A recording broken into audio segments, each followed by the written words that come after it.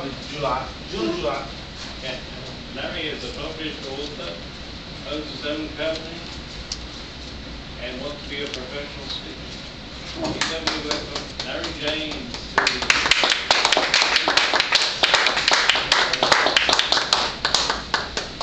Welcome, welcome. I would like to start off by saying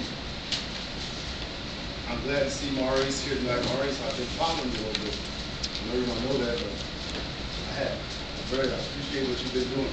But anyway, you know, as Table Topics Master today, I want to be asking questions that's in line with Roger's It's So Hot That. I'm going to select people just at random because all these questions I've created myself, and I know that the answers are going to be the best questions we've ever heard. Know that already. Okay. So the first question is this. It's so hot that if I had to have a job outside, I would want it to be what and why? I'm going to pick Tina.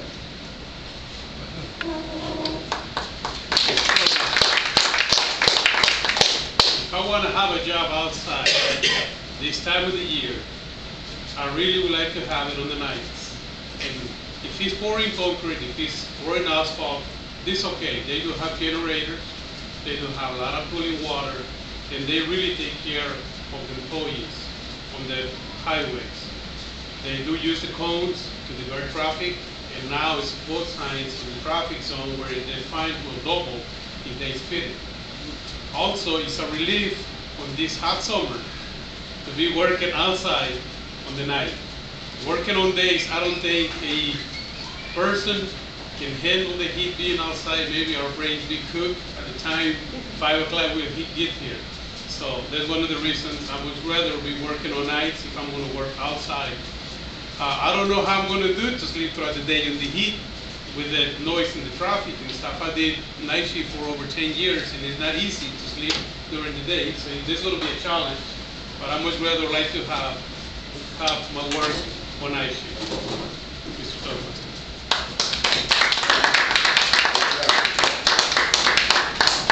Okay, the second question that I created, it says, it's so hot that I wish I had a job that would allow me to stay in what state and work until the temperature went down, and why that state? I'm going to pick, I forgot your name. What's your name? Jean. Jean, okay. I'm going to pick Carol.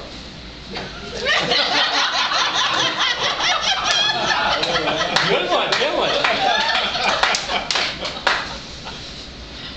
I believe you asked me what state I would like to work in.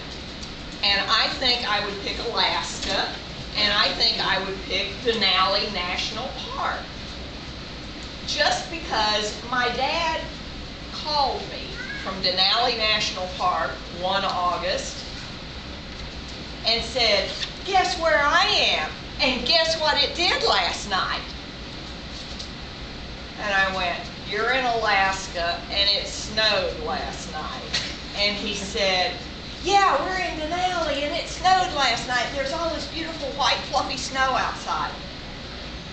And I went, okay, let me get this straight, Dad. I'm in Dallas, it's 105 degrees, and this is payback for the day that I called you from the bottom of the Grand Canyon, and you were sitting in a cubicle in Washington, D.C., and I went, hi, Dad, we're at the bottom of the Grand Canyon. So I think I would like to work in Alaska at Denali National Park. Fantastic.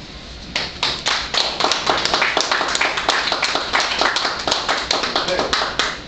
Question number 3. It's so hot that when I think of how blessed I am to have air in my car, in my home, and on my job, it makes me feel sorry for who and why. And that question goes to Maurice.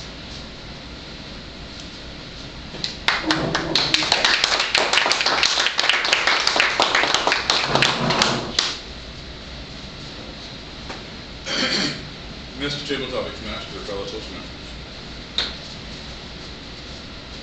It's somehow that I feel sorry for whom. The people I feel the most sorry for, and by the way, thank you for this tabletop question. It's going to elicit a great response, I hope. When I look at pictures of people back in, say, before the turn of the previous century, these women were wearing these very long outfits out of fabrics that didn't appear to be very light to me.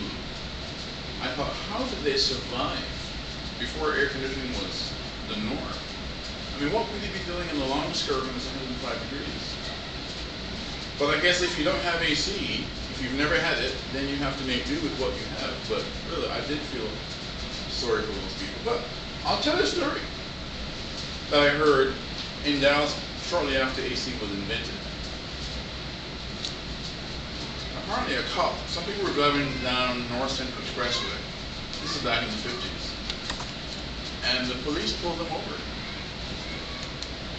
Because it was in the summertime, 110.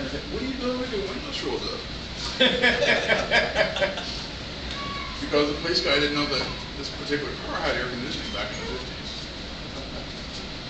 So anyway, those are the people I would feel the most sorry for, the ladies back in the previous century that were wearing these long dresses in very hot temperatures. Mr. Tabletop.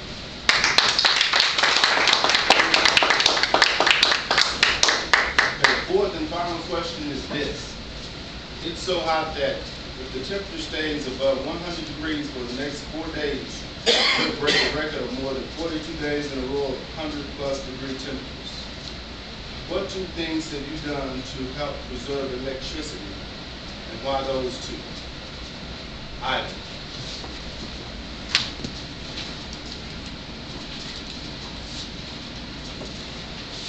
The two things that I have done to preserve electricity is to change my thought process. The way I've changed my thought process is, this is my motto. Are you going to be a thermometer, or are you going to be a thermostat? Because it's already hot. We already know that. So when you say it's hot, you're just telling it like it is. You haven't done really anything. It's hot. Everybody knows it's hot. But when you're a thermostat, you say that I'm going to go out, I have a job to do, I'm going to perform that job to the best of my ability, no matter what, hot, cold, rain, shine, sleet, it doesn't matter. The same thing goes true in your job. When you have difficult situations, are you going to be a thermometer and say that you have a bad boss, you have bad customers, you have bad co-workers? Are you going to be a thermostat and you're going to say, I'm going to do well no matter what? No matter if it's 109 for 500 days, I'm still going to do the job and I'm still going to do my best. So that's the two things that I've done. Stop being a thermometer and start being a thermostat. Mr. Tabletop.